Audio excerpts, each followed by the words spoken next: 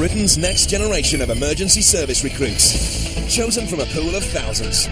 Rookies like 20-year-old Ben, starting out in his dream career as a paramedic. It's been really good because we've been able to do some good and, it makes the job worthwhile. And Police Special Martin, about to go out on his first night shift. I'm nervous, first time I've done it, and I just want to make sure I get it right. Outdoor enthusiast Chris loves adventure, but has he got what it takes to save lives as part of mountain rescue? You feel really satisfied and kind of happy that you've been able to help. They've survived months of intensive training. Come on, let's move! Okay, contact. They've been tested to their limits. Spray! It's burning. Please, stop panicking, don't worry. All to realise their dream careers. It is such a really good feeling. There's a massive sense of achievement. Join them for their first time on the front line. In today's programme, rookie paramedic Ben races to a man wounded by a chainsaw. We want to get there quickly because the patient could be losing a lot of blood. Mountain rescue rookie Chris is scrambled to a fisherman with a broken leg. You just put that arm round the back of Chris's shoulder. And new recruit Martin spots a car driving suspiciously. It becomes his first high-speed pursuit. He missed the breathalyzer and hit his head off the front seat.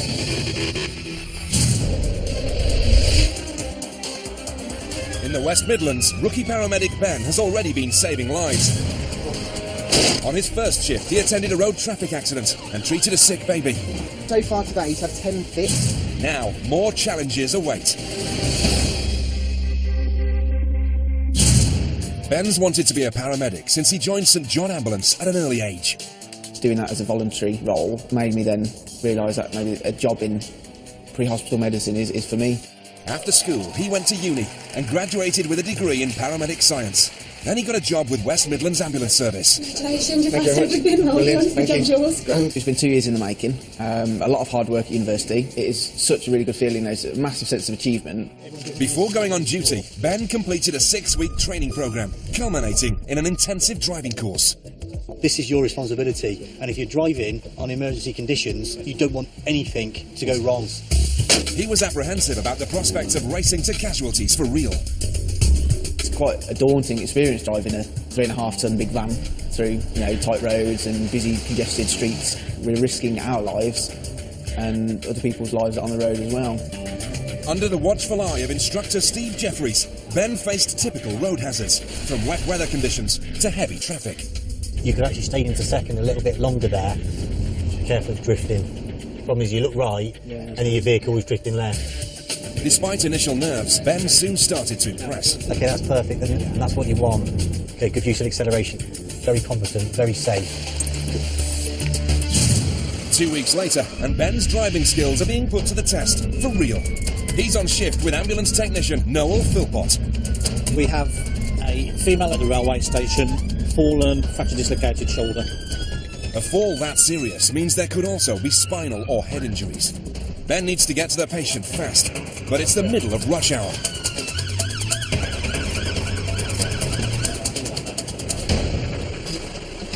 Because they have little information about the casualty, Ben and Noel empty the ambulance of all the kit they might need. I've got the morphine with me.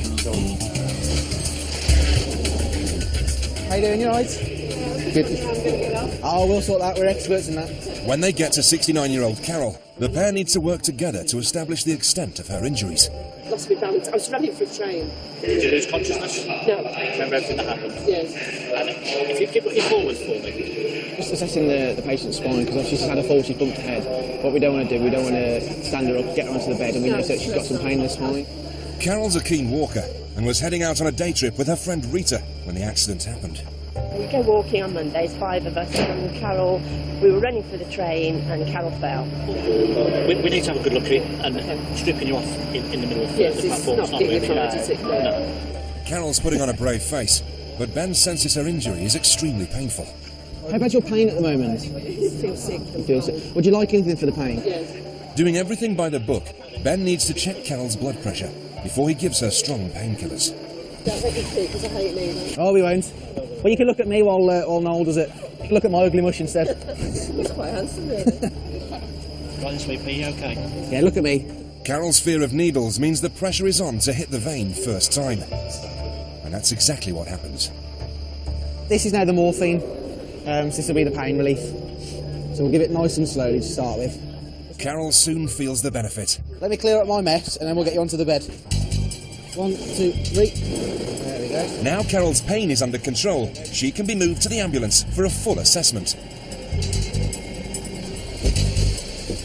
We'll have a look at your arm now. Okay, we'll see what we can find with that. The next challenge is to examine Carol's shoulder injury without causing further damage. We do all the movement, that's... There we go. Pain along there? No. There. Yeah. Okay, no problem. We'll leave you be with that, so we don't want to cause you any more pain. Carol's shoulder could be badly dislocated. Free you up a little En bit. route, Ben administers further pain relief. And he's learned reassuring words are just as important to anxious patients. I'm feeling quite lightheaded. Hopefully it's just dislocated. They'll x-ray you then when you get to hospital. Just wondering what they're going to do to put it back in. If they do have to put it back in place, don't worry about it. They give you quite some strong painkillers. Do these often, do the walks? Or? Every morning. Okay. Last week we walked. Who was that? I've forgotten. It's the trouble, your memory loses. Blame the morphine. Ben's done a great job taking Carol's mind off the pain. Her next destination, the hospital X-ray department. The first shout of the shift has gone well. Ben's really good to work with. Knowledgeable, really knowledgeable, and he's got a good rapport with the patients.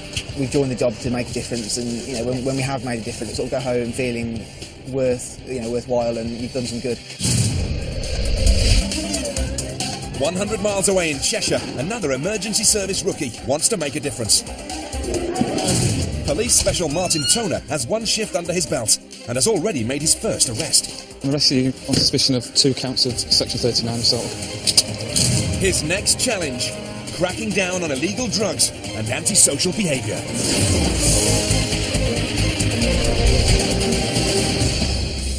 Martin's journey as a volunteer police special began in summer 2013.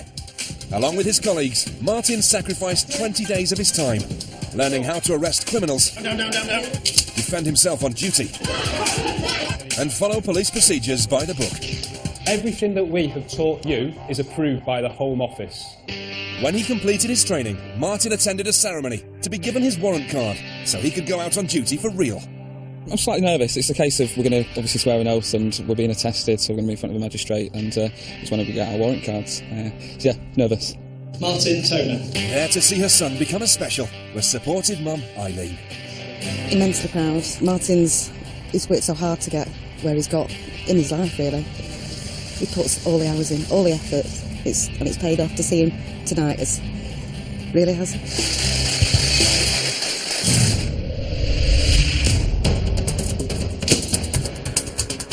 A few weeks on, and it's Martin's first night shift. This isn't a training exercise. He's on duty alongside regular officers. It's Saturday, and the sergeant wants them to carry out a late-night drug sweep in the Macclesfield area. We'll be focusing on some of the pubs on the outskirts of Macclesfield, and then working our way into the centre later on as the night gets busier. Martin's day job is teaching information technology in a local comprehensive. He's hoping his experience with teenagers will help prepare him for the night ahead. I'm in a classroom, and sometimes you do face difficult situations. I'm looking from you to be engaging, professional, knowledgeable. Obviously when alcohol and drugs come into play, people become unpredictable. We've had some good training, and yeah, I think I'm prepared for it. By identifying bars frequented by drug users, the police can crack down on antisocial behaviour and criminal activity. OK, pretty happy? Yep, brilliant. Officers will search pub toilets using swabs that change colour if they come into contact with cocaine. I'm nervous the first time I've done it, and I just want to make sure I get it right. I think what the key message here is get in, get out, of what the sergeant said, so yeah, that's the plan. Can you just escort me to the female toilet, please? That was an offer the barmaid couldn't refuse. No one's in. Can you just stand at the door while I go in? Is that okay?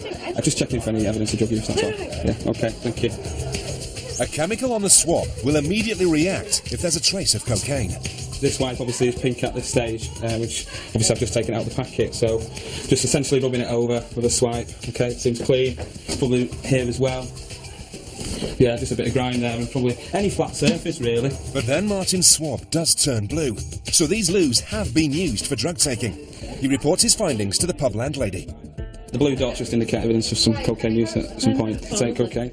She's asked to keep an eye out for further drug use and reports any suspicious activity immediately. But Martin's pub loo check is far from over. Yeah, some evidence here. In 2012, cocaine was the most commonly seized Class A drug in the UK. I certainly wouldn't be sniffing any substances full stop, but particularly off the toilet seat. It's not the most hygienic, is it, really? Martin has one more pub to check, and he gets a surprise as soon as he walks through the door. Never seen a toilet with carpet before. It doesn't take long for Martin to find evidence of significant cocaine use. You can actually see it. You can see the blue. As you're smearing it again with this. Oh, look at that. Yeah, it's a bit more prevalent in here, I think. Yeah, definitely. Tonight's operation has been a useful intelligence-gathering exercise. Intriguingly, the toilets with the most evidence of drug use were the ladies' loos in family pubs. Those pubs will be closely monitored in the future. So there's definitely been some cocaine use. Martin's mentor, Special Inspector Pete Luscombe, is impressed with his protégé's efforts. Martin's certainly spot on tonight. He's picking things up rather well. He's confident. He's clear, he's concise in what he's doing. Who he's speaking to and what he's saying. You know, hopefully I did okay. Particularly, you know, obviously I'm constantly learning and developing, and that's the idea. And you know, put sort of on the forefront really, out of my comfort zone, dealing with situations, taking the lead, which is something that I'm sort of getting to do more and more. It isn't just police specials who give up their free time to serve the community. So do mountain rescue volunteers, like primary school teacher Chris Steele. The Lake District National Park attracts over 14 million visitors every year. But sometimes those holidaymakers get into trouble, and that's where Cockermouth Mountain Rescue comes in. Slow on men, safety. The 40 members live locally and work as dentists, engineers, carpenters, and there's even a museum curator. Slow on men, safety. The team takes its training very seriously, not surprising when lives are at stake. In this session, team leader Mike Park will stretch rookie Chris to the limit. The challenge is really, I thought, just for Chris to sort of keep calm, just follow the training. It's just about spot the major problems, get it sorted, get him on the stretcher and get them out of it. For this exercise, Chris has to find an unconscious casualty and quickly assess the situation. Hello? Hello? Can you hear me? Provide first aid if necessary. No response to someone come in and support the next, please. Then decide how to get the casualty to safety. Someone call for a helicopter, please. Ready, brace, lift. Chris has made an impressive start, but the most challenging part of the training is yet to come. You're just going to put the Susiani back on, strapping it in, Chris getting on top, giving the compression, slide out. Mountain rescue often has to get seriously ill casualties to medical help fast. Can Chris give 100 chest compressions a minute while on a stretcher travelling at speed? It could mean the difference between life and death. Okay, keep coming up. He achieved it with ease. It was fun, yeah. It just proved, though, that we can move quite quickly and still maintain the chest compressions. Mike's pleased with how the new recruit's shaping up. Chris kept it all under control. He got the team controlled. They were passing the gear. They were prompting him where he needed to be. So yeah, he was pretty calm and pretty professional, really. A month earlier, Chris and his colleagues got the chance to put their training into action. The team was called to rescue a fisherman who'd broken his leg. And very quickly we're in the Land Rovers and down to the local fishing spot on the river. A third of Cockermouth Mountain Rescue call-outs are for lower limb injuries. A local ambulance crew managed to get to the scene, but needed the mountain rescue team's expertise to move the casualty. 69-year-old George Petersky. I was so relieved seeing so many men attending to me, and straight away one had a feeling that they knew what they were doing. Time was of the essence, really, because it's difficult to hang on to a riverbank. Rookie Chris wore a camera for the purpose of his training. When you get a minute, can you give us an update, please, over? Also attending was experienced team member Martin Pickerbats. The river was in close proximity. It was a potential hazard. Our priority really was to make sure that as soon as we arrived that everybody was safe, so casualty and rescuers alike. George's boots and trousers had to be cut off so the team could splint his broken leg. You're feeling warm enough? Good. Chris was there right at the front doing that job and assisting with the splinting of the leg. Chris, can you just give George some support at the back there? And just put that arm around the back of Chris's shoulder. That arm, that's good. We just got hands on. I think Mike got in the river and made him feel more comfortable. Okay, George, we're just going to put a little bit of padding here, just to make it a little bit more comfortable. Dealing with leg injury. Their presence was so reassuring and so uplifting that even in quite a shock, I felt quite secure there. You catch anything? Not today, no. I had two salmon yesterday. I dread to think what would have happened if he'd gone back into the river. 1, 2, 3. Hold on. Okay. Once George was wrapped in a warm casualty bag and strapped to a stretcher, he was delivered to the ambulance. Then within 10 minutes, my wife arrived with my daughter and 2 grandchildren. George's loved ones were grateful that the mountain rescue team had carried him to safety. Ready, brace, lift. I think they were just relieved more than anything, so that's what you get quite regularly, and that's what's quite nice to see. You feel really satisfied and kind of happy that you've been able to help.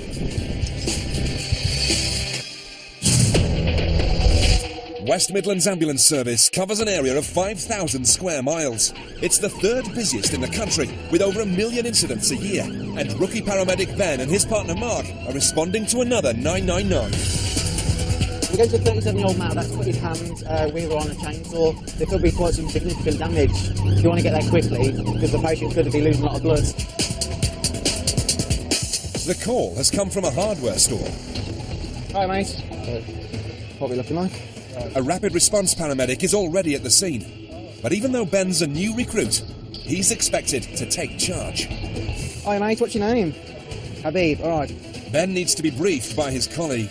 That dressing's on there. It's on there when we got there. Okay. He is, however, hypotensive. Low blood pressure or hypertension can restrict the amount of blood flowing to a casualty's brain and vital organs.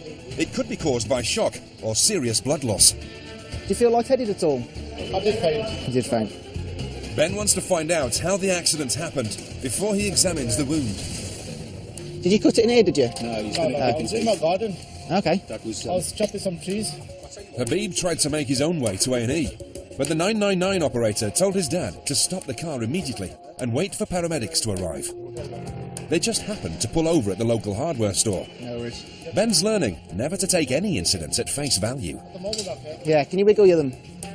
Do you, any numbness or anything? Ben needs to get Habib up and into the back of the ambulance so he can remove the bandage and assess the severity of the wound. But Habib's hypertension could cause him to collapse as soon as he stands up. Ben must be extremely careful when moving him. Can we get you to slowly sit up? Yeah. Okay, and if you start to feel dizzy or like you're about to pass out, let me know and we'll have a bit of a change of plan. Okay. Oh, okay. How you feeling? All right so far. All right so far, yeah? Can you get him up? Yeah. Okay, we'll get you to stand up then, mate. We've got the bed right here. Yeah. Have a bit of a walk. Sit down, mate. Come on. And pop your legs up. No, keep on. Yeah, we don't do the washing. All right. Habib seems to be stable. As soon as he's safely onto the ambulance, Ben will remove the bandage. And with the injury inflicted by a chainsaw, he's expecting the worst. You're going to have a look at it, mate, that's right, so we see how bad it is and we'll decide what's the best place to send you to. All right.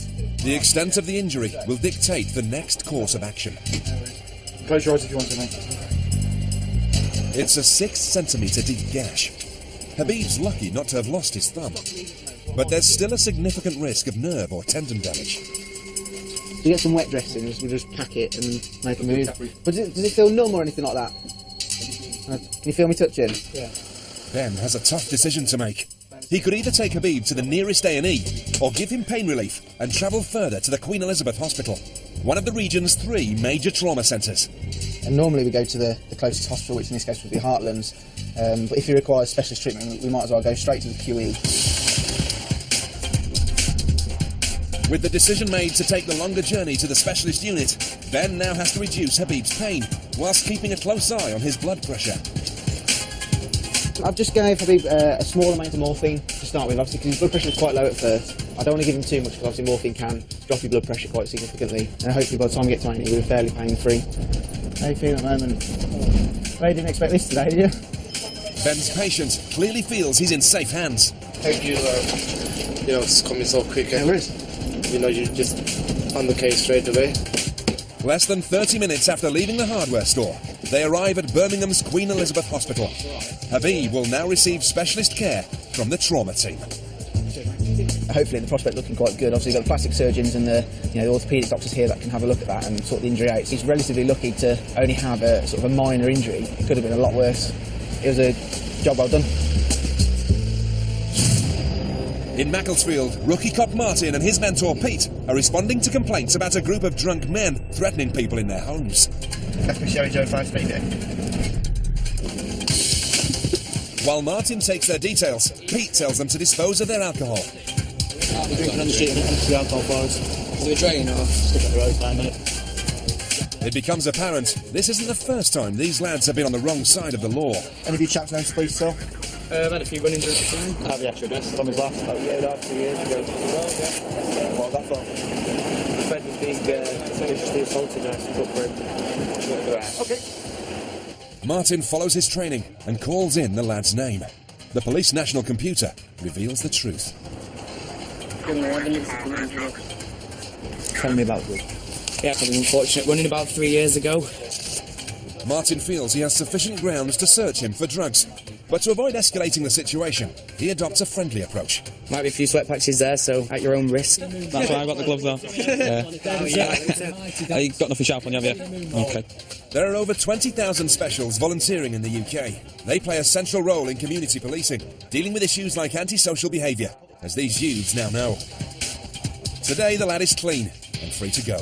Thank you very much. All right. Okay. Have a good night, people. Yeah. No worries. With the lads moved on and their alcohol removed, the neighbourhood should be able to rest easier. Martin's stop and search was impeccable, but he's aware he still has much to learn. That's the bit that makes me most nervous, is the radio. To be fair, I think that comes with time. Yeah. You just get used to it. I've said some daft things. Forget sometimes. Yeah. It happens to everyone. New recruits are encouraged to remain vigilant at all times, and Martin has spotted a car mounting the curb. He suspects drink driving. Pete calls it in. We've got a vehicle all over the road, town centre Macclesfield. Could do the patrol to stop it, please? It's heading up towards Mill Street. Martin's radio skills are about to be put to the test. He needs to direct another patrol car so it can intercept the suspect up ahead. It's Echo Delta 80570. He's just driving at the minute. We're just on at the bottom of Mill Street. He's turning left onto Sunderland Road. Martin's guidance was spot on. The vehicle's been stopped in the town centre. It's time to find out if he was right about the driver being over the limit.